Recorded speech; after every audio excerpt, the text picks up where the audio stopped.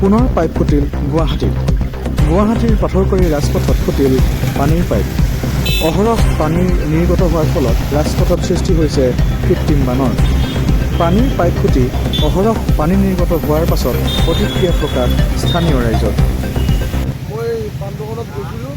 পাণ্ডুঘৰত তামোল এখন খাই মোৰ ল'ৰাটো মানে ইয়াতে নাৰেঙ্গী ক্ৰীড়া সন্থাত ফুটবল কোচিং কৰি থাকেতো, তাৰ ছুটি অৱস্থাই গৈছিল, মই তাক নিব আহিছিলোঁ।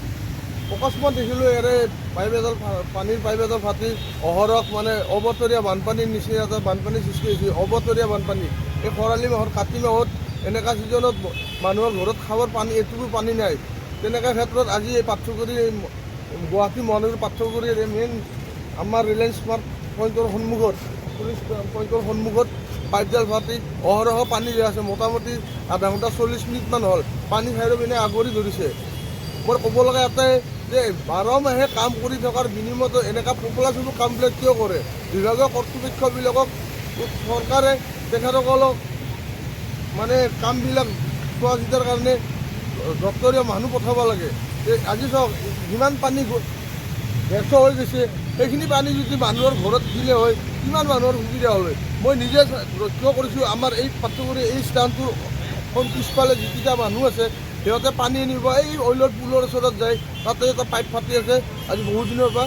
তাৰ পৰা পানী সংগ্ৰহ কৰে, সৰু সৰু বাচ্চা ছোৱালী মাইকী গাভৰু পানী আনি ঘৰখন চলাই আছে।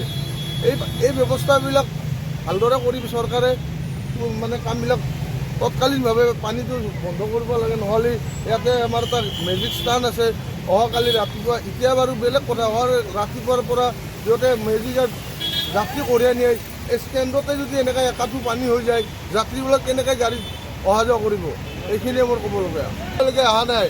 আমি তেখেতসকলৰ নাম্বাৰ আমাৰ তাত নাই, তথাপিও আমি প্ৰশাসন আহিছে, নুনমাটি থানা আৰু সাতগাঁও থানাৰ প্ৰশাসনৰ মানুহ আহিছে, তেখেতসকলৰ হয়তো যোগাযোগ কৰিব, কিন্তু এতিয়ালৈকে বিভাগীয় কৰ্তৃপক্ষ অহা নাই। আৰু পানী চাই লওক অহৰহ গাই আছে। কাতি মাহত অবতৰীয়া বানপানী আমি দেখাবলৈ পাইছোঁ।